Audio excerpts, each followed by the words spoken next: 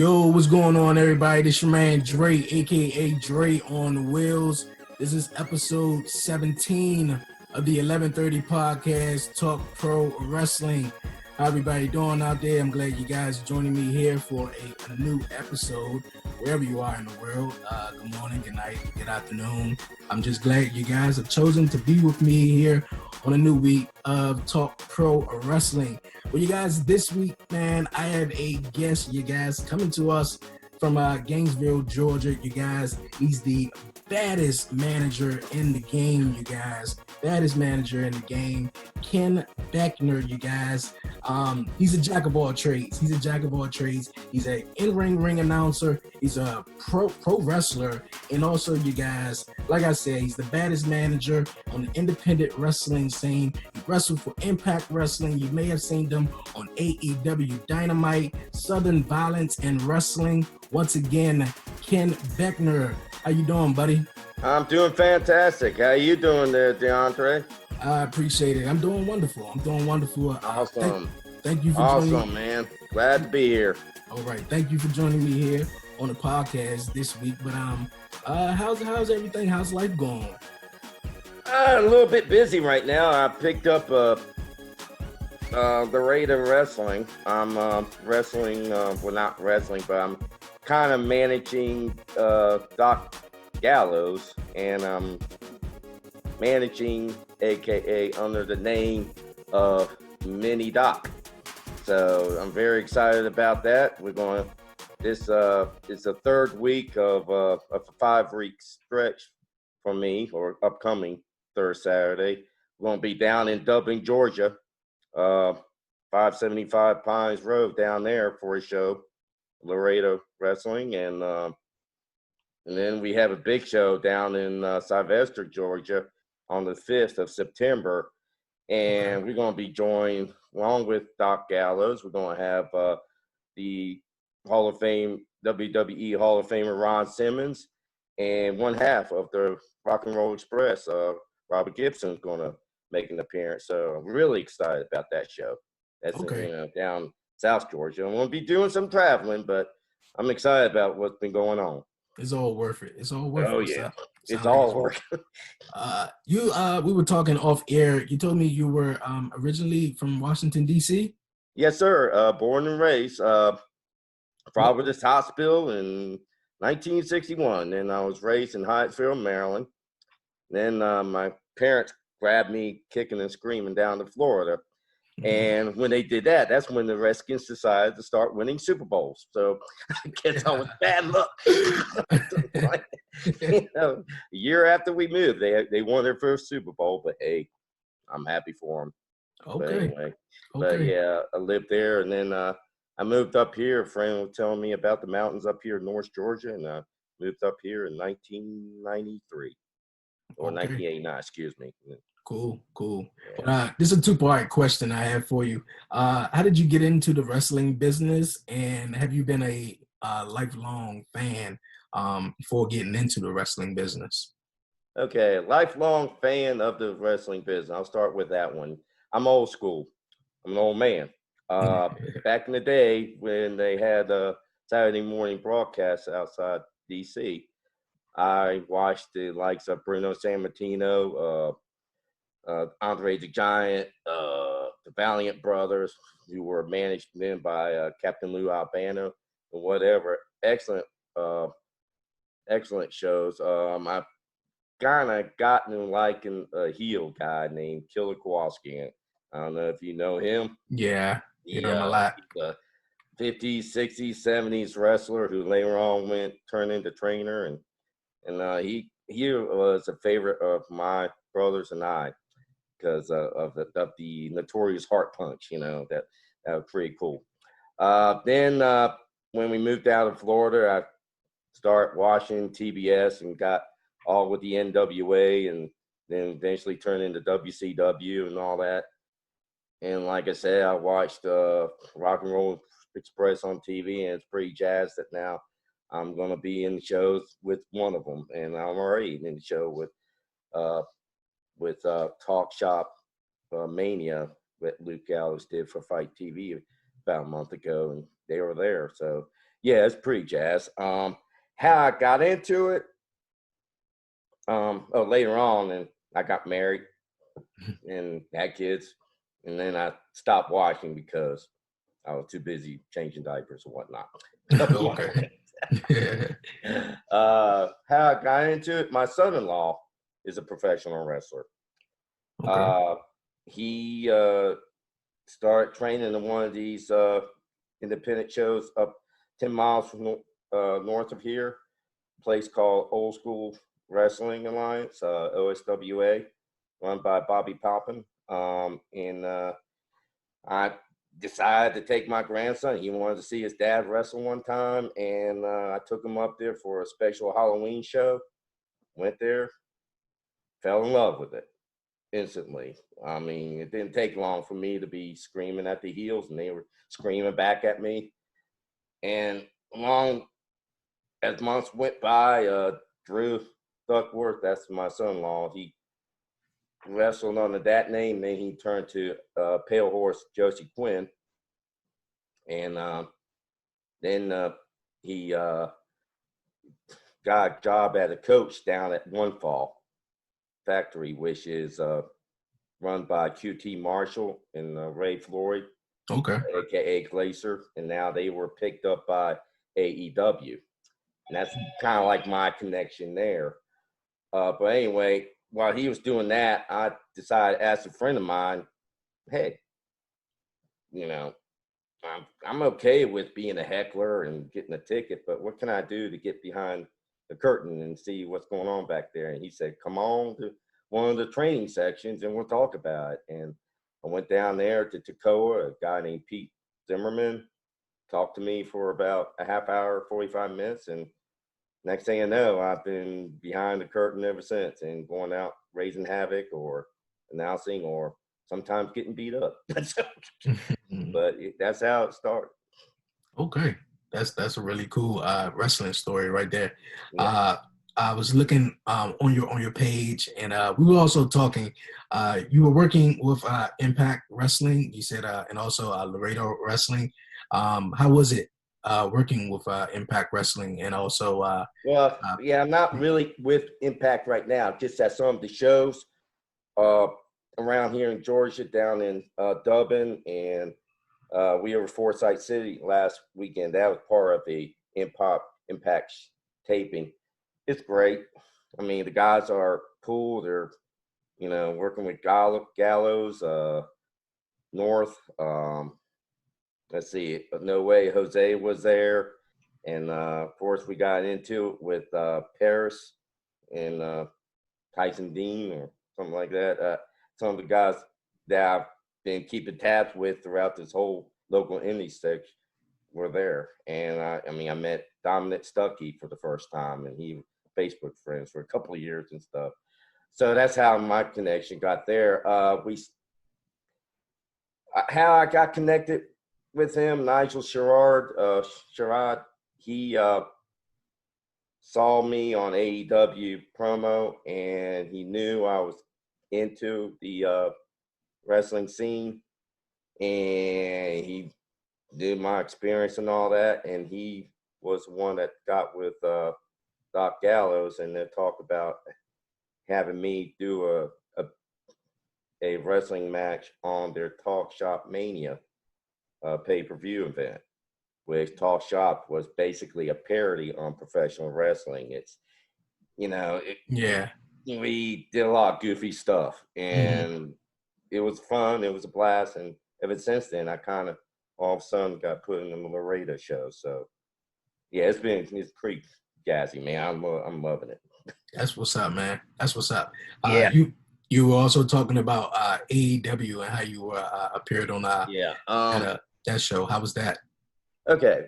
Drew was wrestling down at One Fall, or still is affiliated, which just changed it to Monster Factory. But anyway, I started watching him down there, and QT Marshall was one of the wrestlers there, and he's the trainer of a lot of the guys and gals down there. And he noticed me right away because I was talking smack with him. He was doing the heel bit, and he was yelling back at me, and I was yelling at him. Anyway, I guess he was impressed with my big mouth, and when they would plan on doing the Lance Archer promo, Vinaigrette,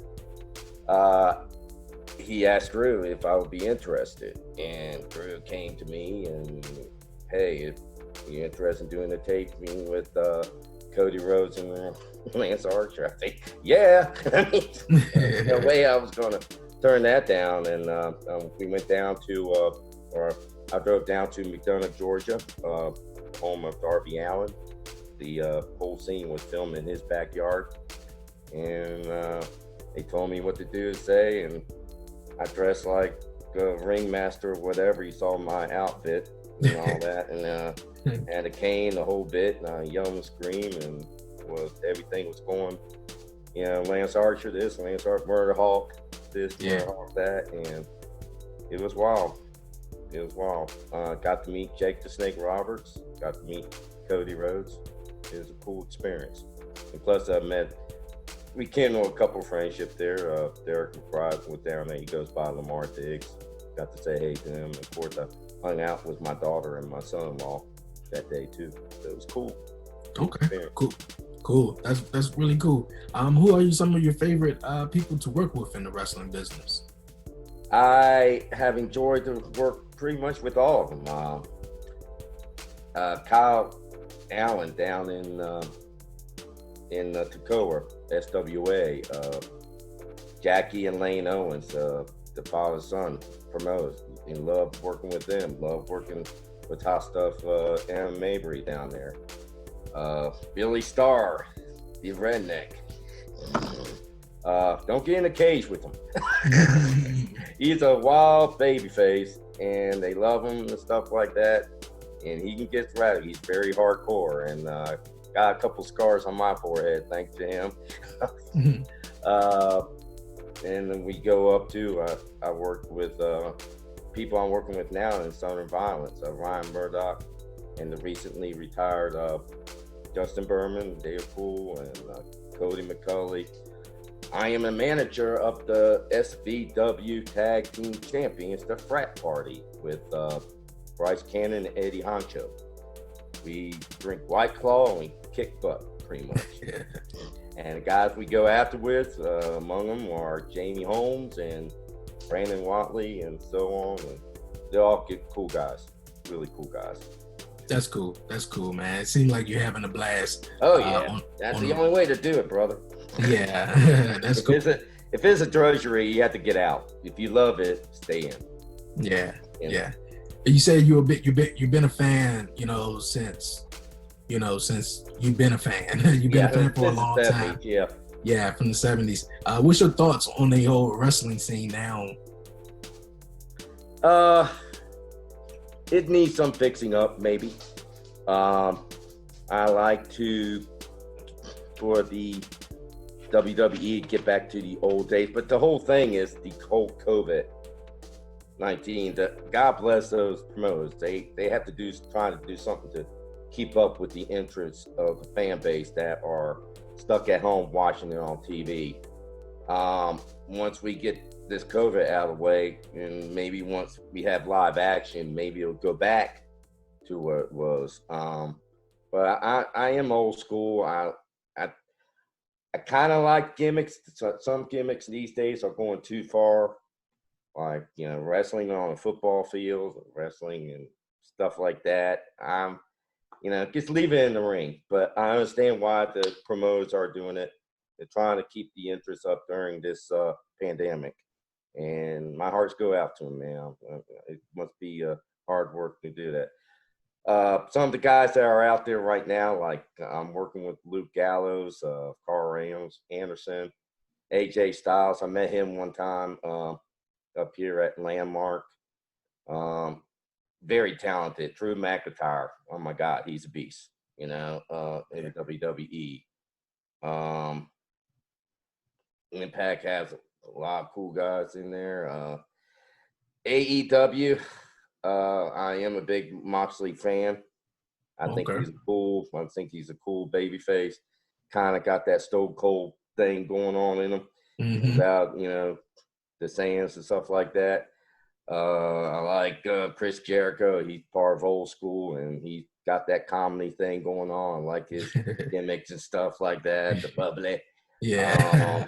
Of course, I like Murderhawk for sentimental reasons, since I did his promo, and of course Jake Roberts was there, and Darby Allin and Priscilla Kelly, the cool people. Okay. I had the pleasure of working with Anna Jay. Now she's in AEW. Okay. I forgot to mention that. I did a little bit with her through my son-in-law Drew down in GPW for one night. But she's a cool girl, talented, ring awareness and stuff like that. Hope for all the best for her, stuff like that. Okay. You was talking about you like your action in the middle of the ring. So I'm assuming, or I'm just going to ask, are you a big fan, or were you a big fan of the WWE cinematic matches, that took place outside of the ring and stuff like that? And also, are you a fan of the WWE ThunderDome?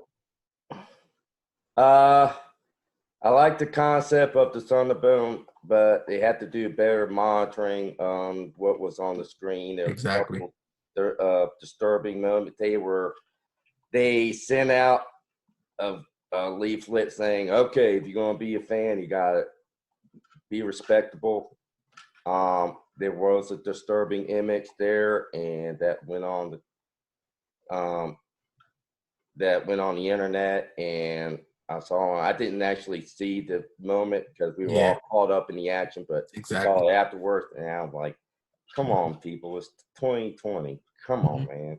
This stuff is old. Yeah, I think that's disgusting. And you know who I'm talking about, the guy in the KKK outfit. Yeah, right? yeah. It was disturbing. And when I saw that, I felt bad, felt embarrassed. And I told a friend of mine, it's like, if WWE is going to do that, they had to do a better job monitoring it. They probably had to screen their people that's going to watch on the internet better. Maybe, I don't know. But then again, each of us as individuals have to do better. Exactly. That jerk shouldn't. Yeah. Anyway, I liked it. My favorite of all the gimmicks I've seen was the Boneyard match between AJ Styles and The Undertaker. I thought that was well made. And as far as the offshoot stuff, the hilarious moment, probably Sammy Guevara getting run over by the that was hilarious. Yeah, that was cool. That was cool. And loved the memes after that too. It was great. Yeah. That was really cool. I really enjoyed that. Did you enjoy SummerSlam this past Sunday? Mm-hmm. It was entertaining.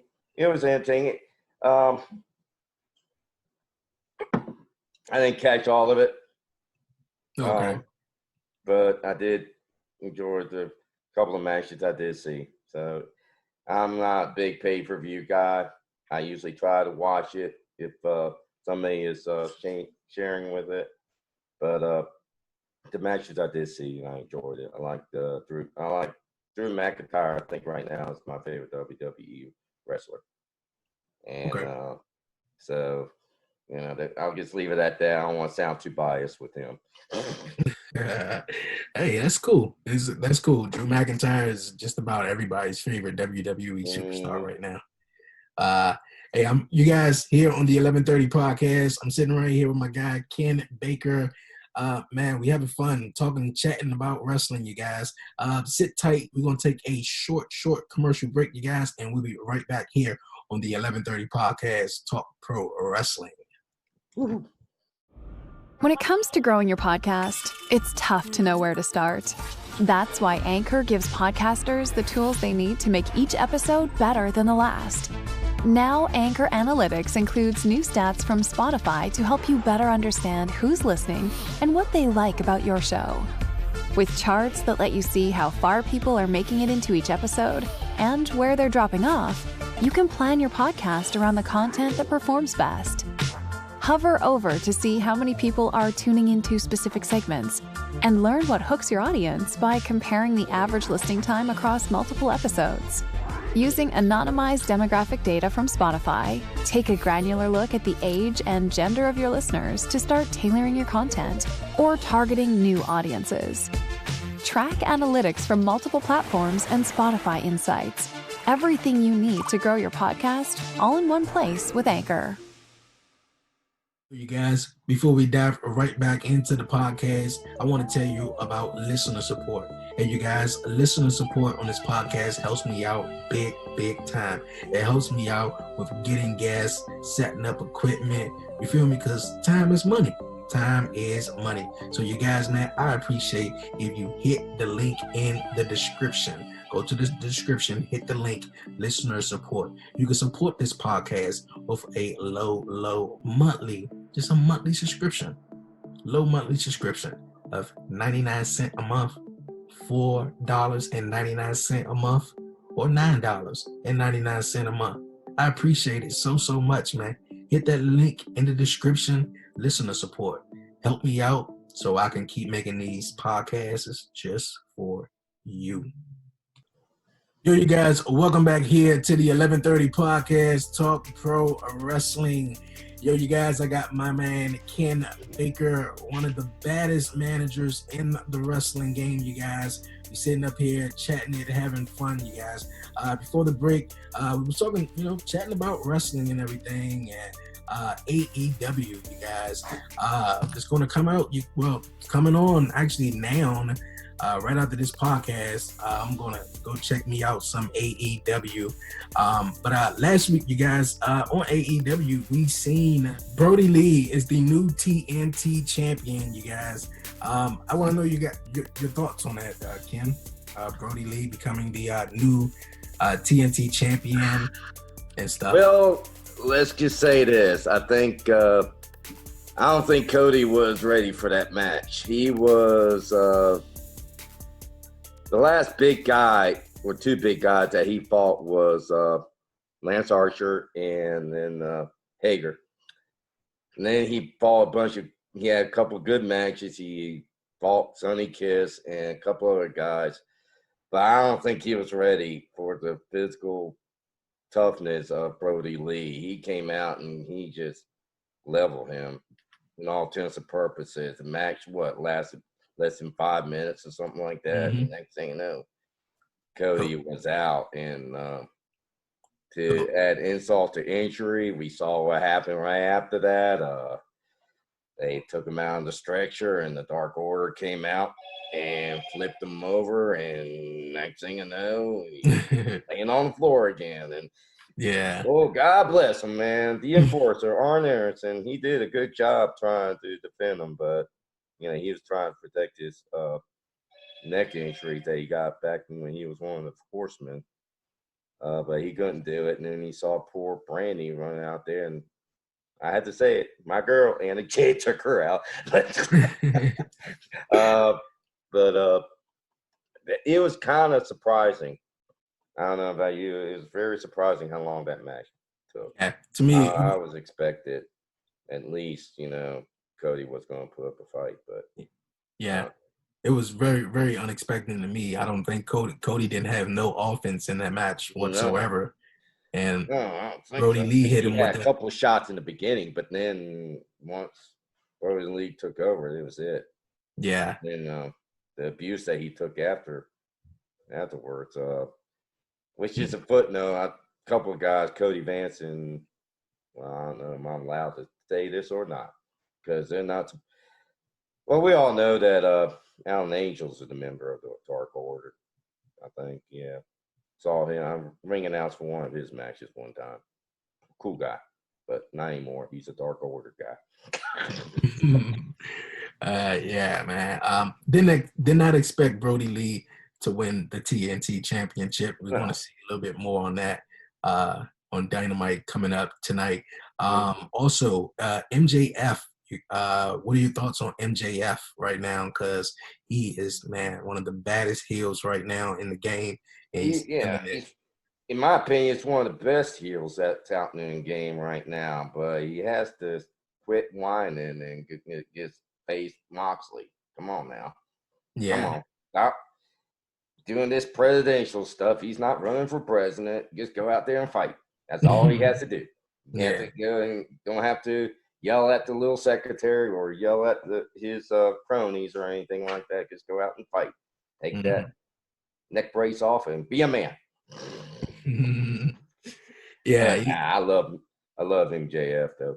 Yeah, I love his style. Yeah, at all out, MJF go one-on-one with John Moxley. I think everybody is rooting for MJF to walk out new AEW champion. So I think the reason so too. Even though, like I said earlier, I like Moxley, but I don't know. I guess I kind of like MJF a little bit better. And so he still has that diamond that he gets everybody to kiss on, but I don't know what. I think his belt would look good on him. Yeah, that would look good on him. We also seen we also have FTR now in the mix with AEW with the Young Bucks and Jurassic Express and everything like that. I really love what they did. It was like maybe 2 weeks ago, the Tag Team Appreciation Night, when FTR gave one of the Rock and Roll Express a power driver. So, I thought that was really cool. What's your thoughts on FTR in the AEW now, making a name? When was it? It was Robert Gibson. It was Ricky Morton. Ricky Morton. That one got. He always wants one that always got the brunt of it. Anyway, I like FTR. I think they're good, especially now that they are under the tutelage of Tully Blanchard. I think they will thrive, and I think they could end up taking the tag team titles away from Omega and the Horsemen. Speaking of which, what's going on with Omega? He's been acting kind of cray-cray lately, man. He's been, I don't know. Well, I don't know. Last week, he's been like, there's something going on there. I think Hangman, I don't think Hangman really wanted to hang out with the Bucks. And I'm thinking that kind of is affecting Omega. Now Omega is getting to a point to where he's gotten tired of looking like he's getting tired of hanging out with the Bucks. So I don't know, man. It's going to be intriguing to see what's going on tonight. Yeah, it is though. Omega wanted to, I guess, take one of the guys' necks off in the match, and the Young Bucks was just like, "Hold up, wait a minute, what's going on?" You got Hangman Adam Page backstage. Just every time you see him, you got a beer or something to drink, and I guess maybe maybe Kenny Omega just had a beer or two and was just like, "Forget it," like I don't know. I really don't know, but I just want to see more on that. Yeah. And getting back to FTR, here's a prediction. I don't know, but I'm thinking they're going to be the next tag team champs. And I agree. They're going to owe it to Tully Blanchard, I believe. I agree. That's a prediction. I'm thinking they're going to come around. And I think they got rid of that pickup truck, but anyway. What's your thoughts on Matt Cardona, a.k.a. Zack Ryder, who is now in AEW now? Well, I haven't seen too much of him, have we? I'm looking forward to it. I'm looking forward to seeing his matches and stuff. I think he, just like Gallows and Anderson, I think he was wrongly released by WWE, along with a few other guys. That's all that controversy and everything. But he's reunited with Cody, and but who knows what's going on now that Cody got knocked out last week, and then is Zack Ryder going to take his place? And is Zack Ryder going to help Cody get back into his mojo back and go after Brodie Lee? We don't know. And I think that would be a good thing for Cody. I mean, to have Zack there. And I'm happy to see Zack Ryder on AEW. Okay. Like I said, I think he was wrongly released, but exactly. You're a guy. So. Yeah. Well, before we wrap it up here, I want to give you thoughts on Retribution.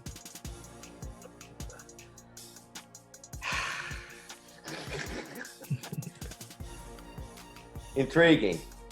I like to see who's underneath the mask.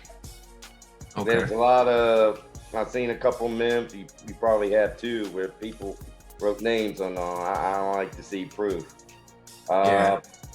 But I like the concept. It spices up a little bit, and it gives a little bit air of mystery to it. I was watching Xfinity on Demand. I was watching the tag team match. I forgot who was in it this morning, and I barely remember what happened 10 minutes ago. But anyway, but during that whole thing, the lights started flickering, and there was chaos in the back. And a bunch of guys went back there. Retribution, yeah, I like to see who's underneath the mask. That would be a lot. What's your thoughts on it? Who do you think's underneath it? Man. Who do you think's behind it? I said this on the podcast about like 2 weeks ago, and it's probably a very unpopular choice, or my thoughts. CM Punk. CM Punk with a bunch of NXT, guys we may have seen before, but I think it's going to be CM Punk because the whole tagline, and I hate WWE with their taglines.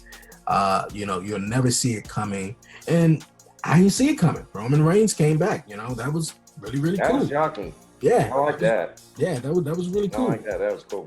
But them and their taglines, I really don't know. So I'm thinking, it could be CM Punk. I think you might. Yeah, it might be. You might have something there. Yeah, because I was thinking rumors that he is coming somewhere, and it was like last month I read that he might end up going to AEW, but then that rumor was cut off and everything. So I'm thinking that he might have something there. Yeah, I'm thinking that. Yeah. Yeah, I'm just thinking though. But if WWE really want to spice something up, because AEW has been killing it, lately. But if WWE want to spice it up, yeah. If WWE really want to spice it up right now, I think their choice would be CM Punk. I don't really see no one else doing it. But in case they want to take a gamble, and it'd be John Cena, and a bunch of phonies or groupies. I don't know. Just thoughts. Just thoughts. So I don't know. I mean, something has to happen because that underground stuff that Shane was doing. Yeah. Oh man, it's I don't know that crashed before he even got out. That something had to give there. That was I don't know. I said this, that the only way that would kind of work is if that whole Raw Underground was the whole full third hour, and I don't really see that going the whole third hour. So I really don't know.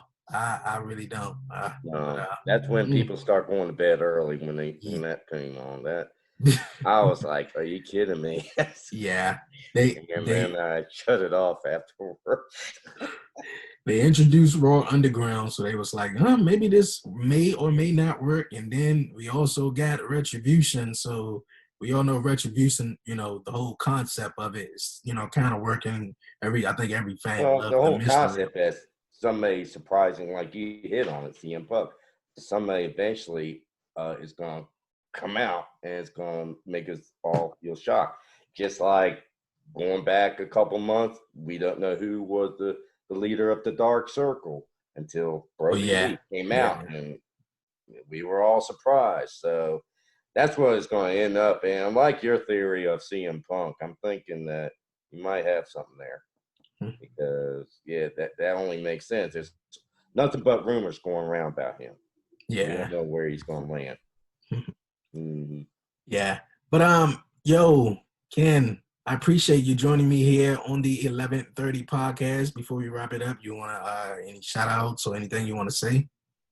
I just want to say hey to people of Laredo, hey to people of Southern Violence, hey to the people down in Toccoa with SVW, and hey to all the people at Total Aggression Pro Wrestling, and hey to my son-in-law, who basically got me into this. So, hey, DeAndre, it's been a pleasure, man. Thank you so much for having me. Thank you for taking the time out your day and join me here this week on the 1130 podcast, Talk Pro Wrestling. I appreciate you, man. All right. Thank you. Yo, Ken, man, I appreciate you so much stopping by here on the 1130 podcast, Talk Pro Wrestling, man. It's been a blast. It was an honor to interview you, for you to take the time out of your day right after your dinner, man, to join me here on the 1130 podcast. I appreciate it so much. Coming back from that commercial break, I got kind of like tongue-tied. We got AEW Dynamite, you guys. It's Thursday, episode 17 right now. And AEW has a special episode of Dynamite on this week. It didn't come on Wednesday night because of the playoffs, but we all know what's going on around the world, you guys. But here on the 1130 podcast, we, need some escape and some entertainment in our life, but of course not getting distracted or really what's going on in the world. But I'm about to check out some AEW, man. This was a blast, you guys. This was a blast. Also, man, my man Ken said he wasn't a really big NXT guy, but I just wanted to touch on this, you guys. I don't know, man, if some of you guys may feel the same way, but okay. NXT TakeOver this past Saturday, you guys. The main event, Keith Lee defends the NXT Championship against Karrion Kross.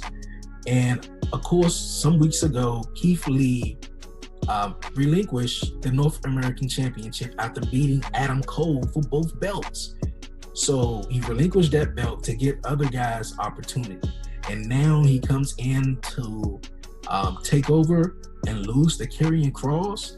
Now, to find out now he was going to be on Monday Night Raw, that's cool though. And Keith Lee, everybody says stop asking about his WWE Raw theme song, because I don't know if you guys know that it was a rumor story going on that the guy who owned Keith Lee theme song wanted way much more money than WWE was trying to offer him.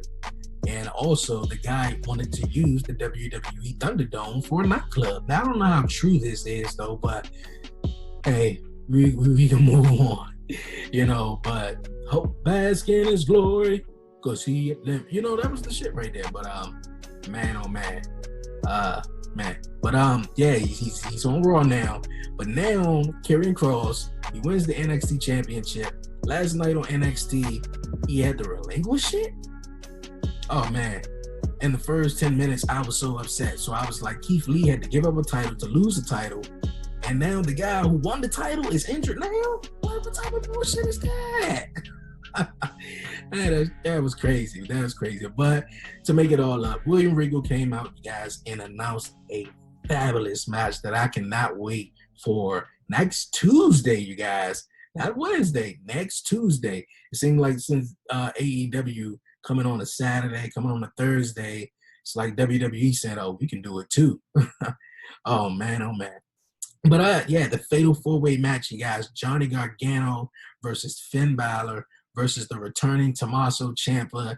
And also, he's going to take also Adam Cole, baby. So, a Fatal 4-Way 1-hour Iron Man match. Yo, you guys, this is a match you create in WWE 2K. I'm being real honest with you. It's a match that you create in 2K. But, man, can't wait to see that one right there. Can't wait to see that one. But, man, I think that's about it, you guys. Might go check out some Dynamite and relax, you guys. But, man, everybody from my listeners in England, Nepal, Canada, all over the United States, I appreciate you guys joining me here on the 1130 podcast, Talk Pro Wrestling. A shout out to my man Ken for joining me here on the podcast this week. It's been a blast, man. Really been a blast. So, you guys, man, don't forget to follow the 1130 podcast on Twitter at Dreonwheels. Follow the 1130 podcast on Instagram at the 1130 podcast. Subscribe to the 1130 podcast on YouTube. Make sure you follow me. Leave a review, 5-star rating. I appreciate it so much, you guys. It's been a blast, man. It's been a blast once again. Also, you guys, if you want to be a guest on the 1130 podcast, email me at the 1130podcast@gmail.com. Man, let's get it. Shout out to Kim one last time. This is the 1130 podcast. My man, I'm Dre, aka Dre on Wheels, and I'll see you guys next week.